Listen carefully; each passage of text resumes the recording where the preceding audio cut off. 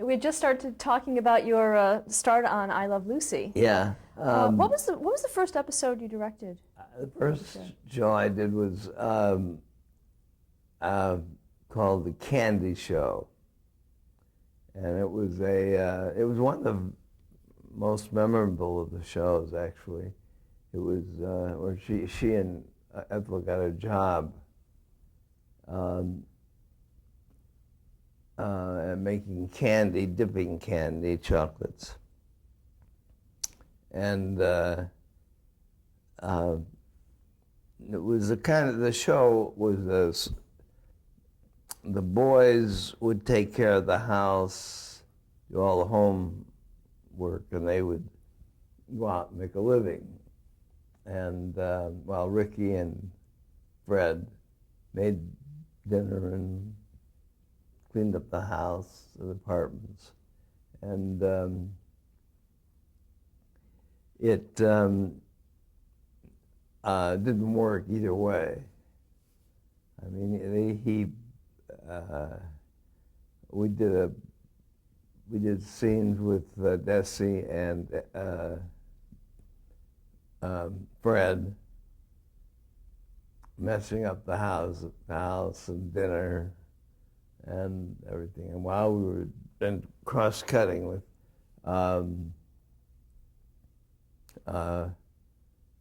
Vivian and Lucy screwing up at the dipping the chocolate.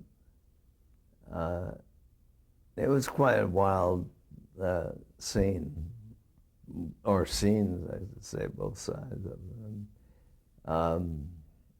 They came home a wreck, and the guys who were wrecked, and then everything went back together again. And during that time, which was the beginnings of television,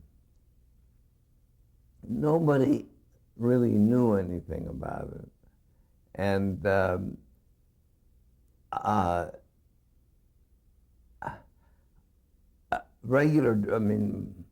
experienced directors, like film directors, didn't really want to do it. They didn't want any part of television, and which later changed. And it was, I don't know, it was not a problem. It wasn't a mystery to me. It was pretty basic, just do it. Well, let's talk about some of the people that you worked with.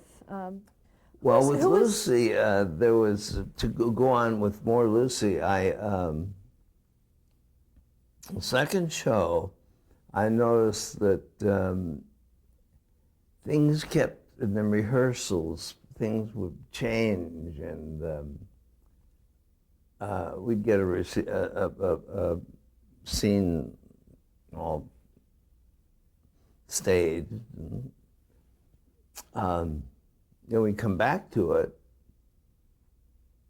and just as a routine to rehearse it again, and it'd be different. And I knew that it was Lucy. I went to the actors and I said, well, "What happened with this line and that line? And you're over here and you're supposed to be over there." And they kind of said, "Well, I don't know. I just you didn't do it right." But I knew that it was Lucy. What was she doing? She was telling what to do. She was changing line readings and staging. And so I went to her and I said, "Lucy, I know what you're doing. You're trying to direct this. You're telling the actors what to do. And that just don't do that." And she said, "I'm just trying to help." And I said, "No, it doesn't help. There can only be one director. And you're paying me, and I'm supposed to be doing it. And if you're going to do it, you do it. You don't have to pay me or anything else." And she ran off the stage crying, and Desi wasn't working at the time.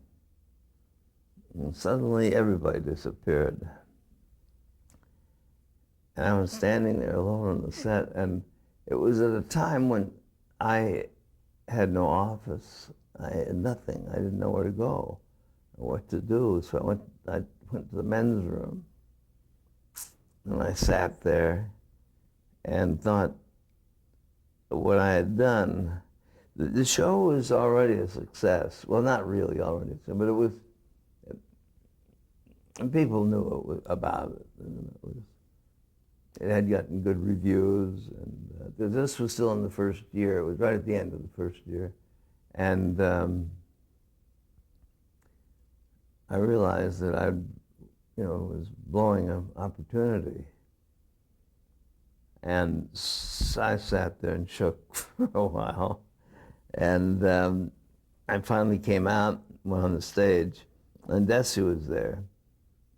And he was furious. He started screaming at me in Spanish as we played him screaming at Lucy. And I said, "Oh, hold, let me just tell you what happened." And I told him. And he said, "You're absolutely right. She shouldn't be doing that. But she's in there crying, and you go in there and make her feel better, and go on playing." So I went in the dressing room, and she was saying, "I'm sorry," and I don't know. The first thing you know, I was crying. We were hugging each other. And after that, I never had a problem with her. I had contributions from her, suggestions from her, all mostly good. And it was a delight. I mean, we sailed through those 6 years, minus a couple of, films that I didn't do. I left it to do movies. But it was a delight. Frawley was wonderful. Can you describe him? Vance was great. Can you describe William Frawley? He was he was a stage actor. And a very funny, wonderful, old man. He was, I don't know what his age was, but I guess he was in his 60s. And Ethel was younger, Vivian. And they, Bill was so funny. We'd read the script, the first one, and after the reading, Bill would take all the pages that he was in and throw the rest of the script away and stick it in the back of his pocket and only study those lines. And it got us not in any trouble, but he would come up with the strangest readings. And I'd say, "Well, Bill, in the scene before, something happened, and and I said, you wouldn't say it like that. You'd say it like this." And they'd say, "Oh, okay, all right, fine." And he was very, very good. He really was. But it used to drive Vivian crazy. She was also from the theater. And she, they had a conflict as a married couple, an older married couple, anyway. And on top of that was the real life feelings they had for each other, which were not really hateful or, but it seemed like it was. She would go on the dirty old drunk, and he'd call her an old bitch. It was they'd be at each other all the time. And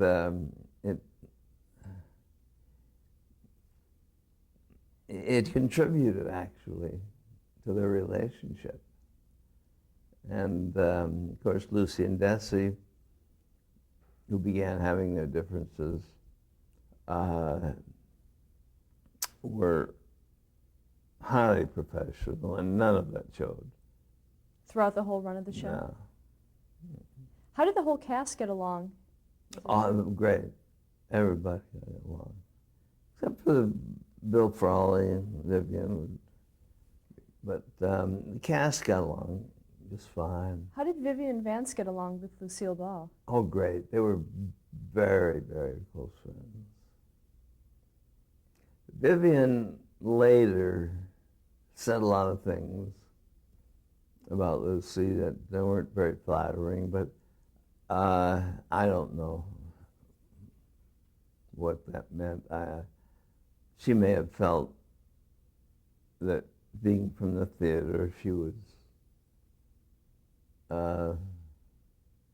above a lot of the things that we did, but it didn't show at all on the stage. We were filming. They were very, very close. And also, in those days, technically, television seemed to be a mystery to people. And yet, it really wasn't. I mean, it was all... It was simple. It was really very, very easy. Well, you were doing something very difficult. You were working with 3 cameras at yeah, the time. but really, it wasn't, because I've done that. Well, I hadn't done it. Well, maybe I had. I don't know. I get those years mixed up. But it was just the 3 cameras in a it was like live television.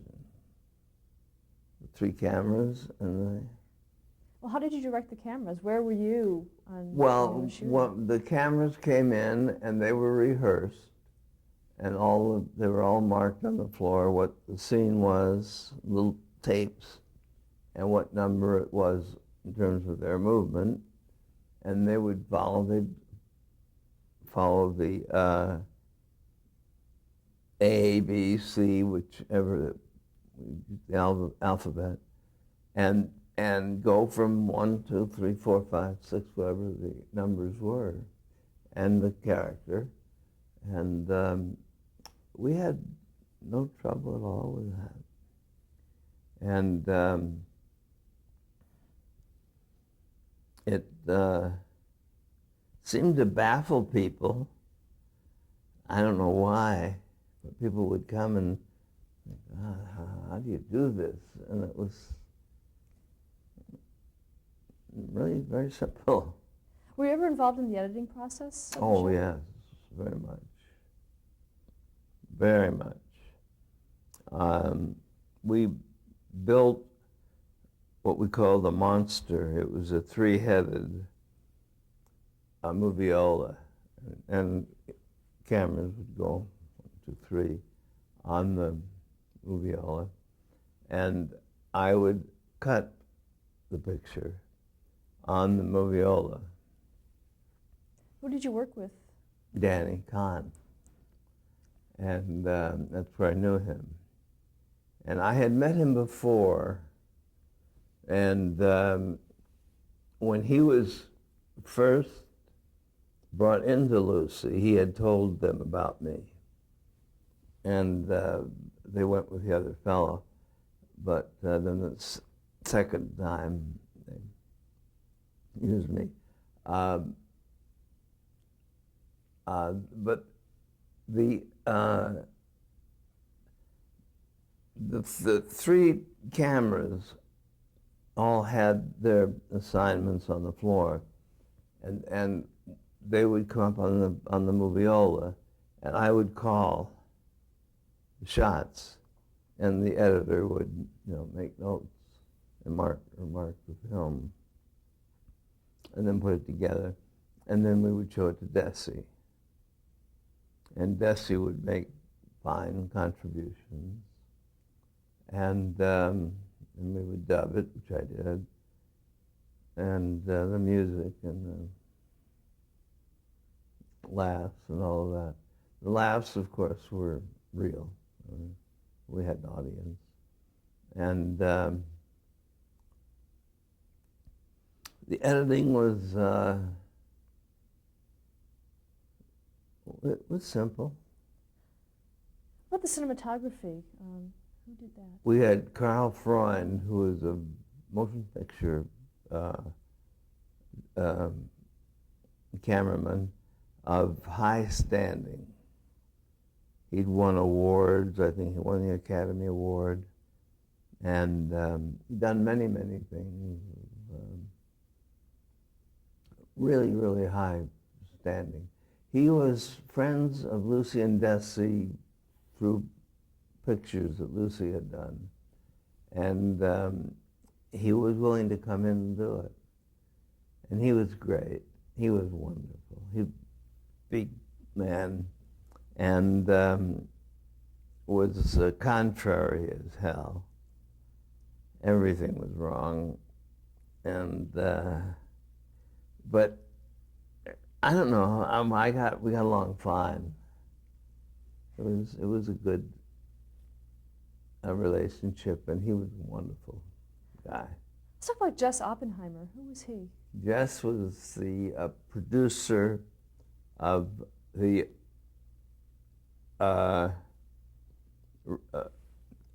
a lot of television came from radio. I mean, almost all television in the beginning came from radio. And he had produced a show called My Favorite Husband, which Lucy was in with Richard Denning, I think. And it was about a married couple, and had a lot of the I Love Lucy elements. And Bob and Madeline had written it with Jess. Well, that's Madeline Pugh and Bob Carroll. Yeah, Madeline. It was Madeline Pugh. Later became Madeline Martin, and later became Madeline Davis. And she and Bob were young, I guess about my age, and the three of them would work together. I would come in at the time of story and at the end of the first draft, and I would make my contribution, which wasn't much. They were wonderful.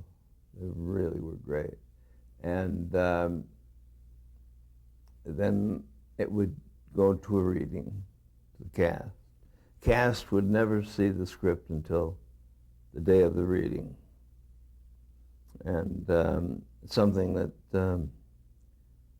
Desi, I was surprised, would allow it to happen, but that's the way he wanted it. And that's the way Jess wanted it. And so. Did Desi Arnaz have final control over the show? Was he? Desi did. How did he get along with Jess? How did he get along with Jess? Yeah, did they have problems? They had problems. Desi, I think in the third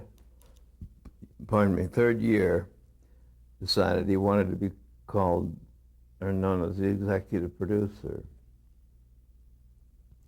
which was a big problem with Jess. And it kind of,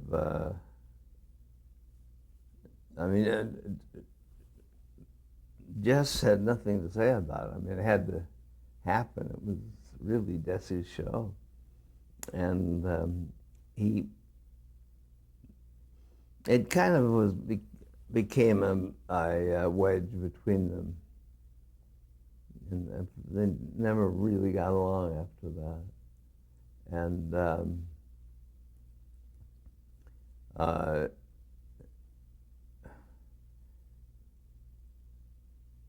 he would, Desi would, at the readings, Desi would really control the table reading.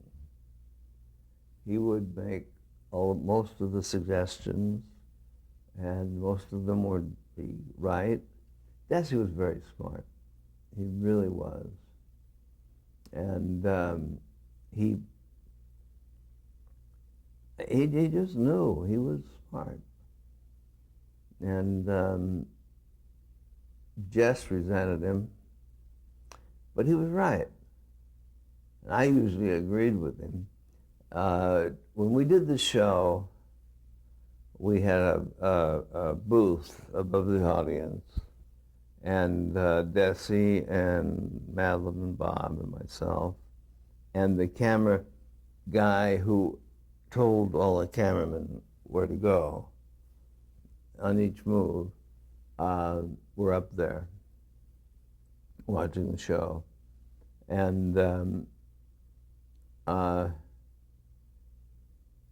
it was, we were usually delighted with what happened. And as was everybody.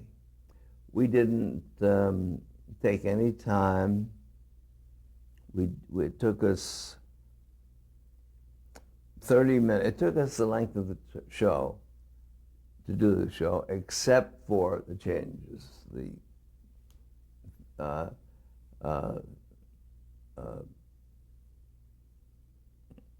wardrobe was big changes in Lucy's makeup, and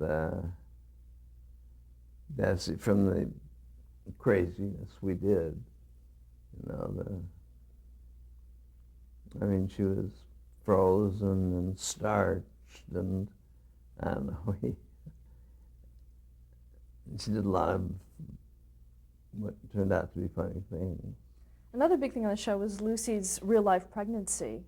Yeah. How was that incorporated into Well, the show? when she discovered she was pregnant, that didn't happen until Lucy was born, and during that time, we were coming up to the end of the year, and we covered it. I'd shoot her in ways that wouldn't show. And, but when she was pregnant with Desi, little Desi,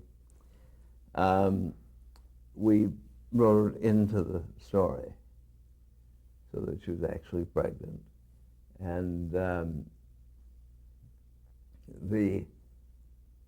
one of our best shows was when she told him that she was pregnant. She told Desi. She kept trying to tell him, and he just didn't hear it. And she went down to the club. She sat there alone in a chair, and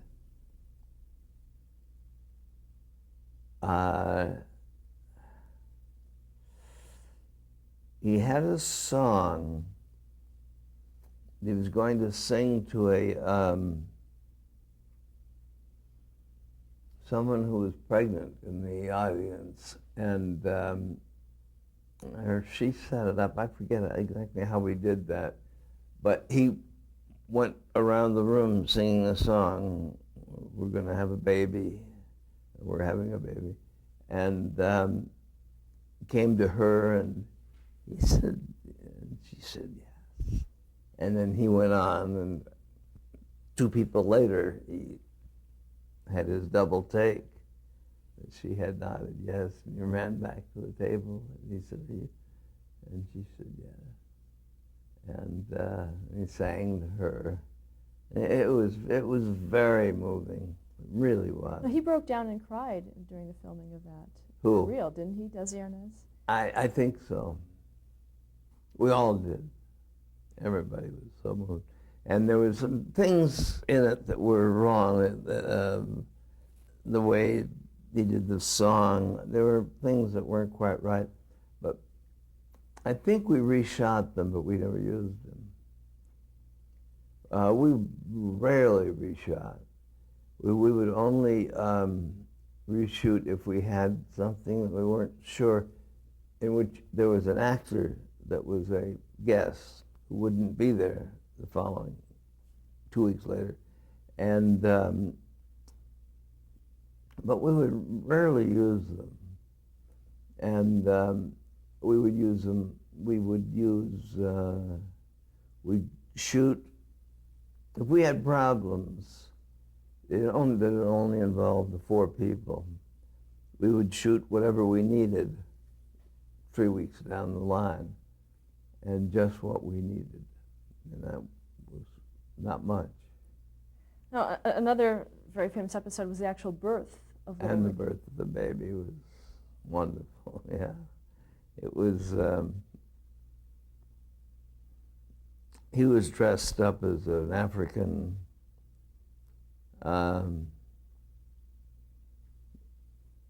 leader.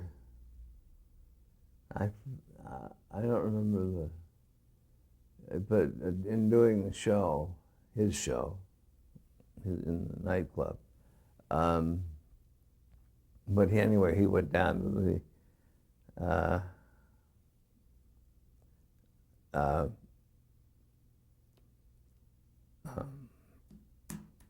to do the show, and in the middle of the show, they called it to having the baby, and he rushed back in his makeup and scared everybody to death in the hospital.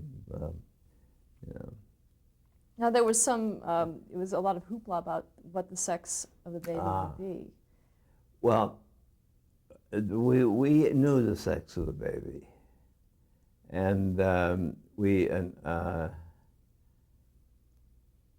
forget if we had them know it in the show or not.